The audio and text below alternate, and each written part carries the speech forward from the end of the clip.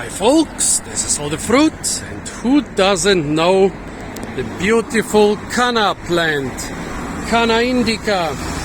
Here I have a couple plants with pretty small flowers, however the flowers can be a dozen times the size of those here, but here on the nice island of Tenerife they are growing a couple of the bigger flower ones, but they're also growing this one, which looks quite closely to the original wild Canna.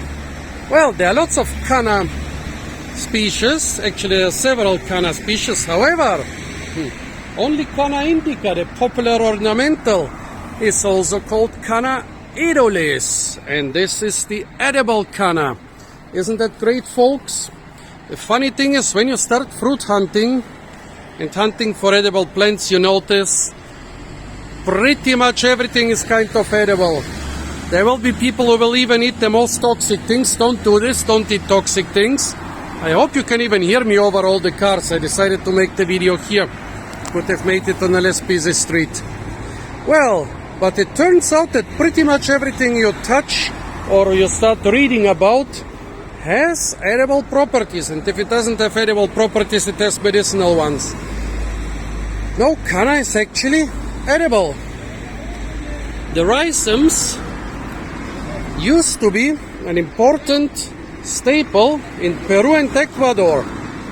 They were one of the most important starchy crops, similar to potatoes in this area. Well, this area has given us potatoes, and I think we were so excited about the potatoes that we didn't realize the edible properties of Canna. You can eat not only the rhizomes, which are nowadays they have fallen out of favor in South America, but they are being eaten a lot in Southeast Asia, especially in Vietnam. But you can also use the young shoots for salads and curries and stir fries.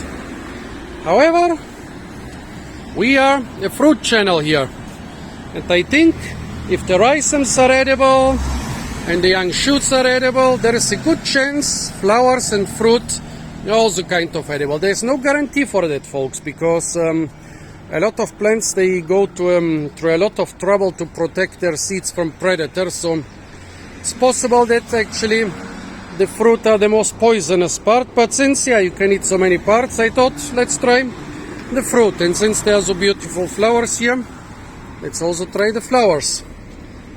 As a rule, flowers of edible plants are also edible.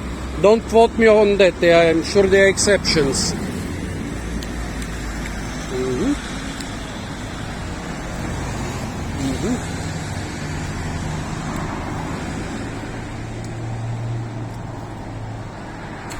Tastes like nothing, not bad.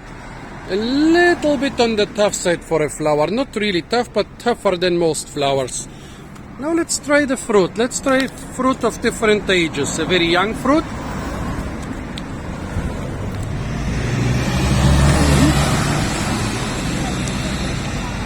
Crunchy.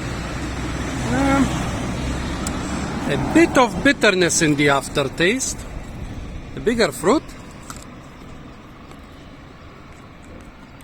With the seeds already developing. Nice and crunchy consistency.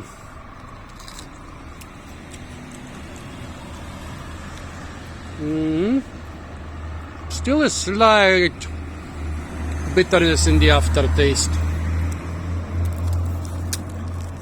Okay, here a fruit where the seeds are already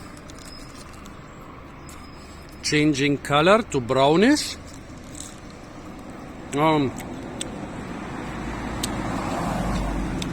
The seeds are tough and tart. And the fruit itself still crunchy but also tough, so no. I would stick to them.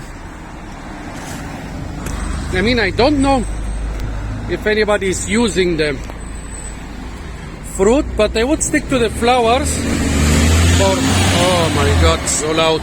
I would stick to the flowers for garnishing salads and stuff, and to the young fruit for food. Also put them in salads. The crunchiness is really nice. It's a really, I think it's those soft spines which are crunching. Really nice. I can only recommend it. Yeah, If flowers and fruit are not toxic, I would say they are totally edible. The slightly bitter aftertaste, well, it's just slight, so if you mix it with other stuff, if you don't overdo it, you should be okay. But no guarantee, folks. I'm not sure if the fruits are not poisonous for some reason. Okay, now I'm finishing the video and going to a quieter place to make more videos. Stay tuned for a lot more fruit videos, hopefully from quieter roads of the beautiful island of Tenerife. And of course, don't forget to like, share, comment and subscribe.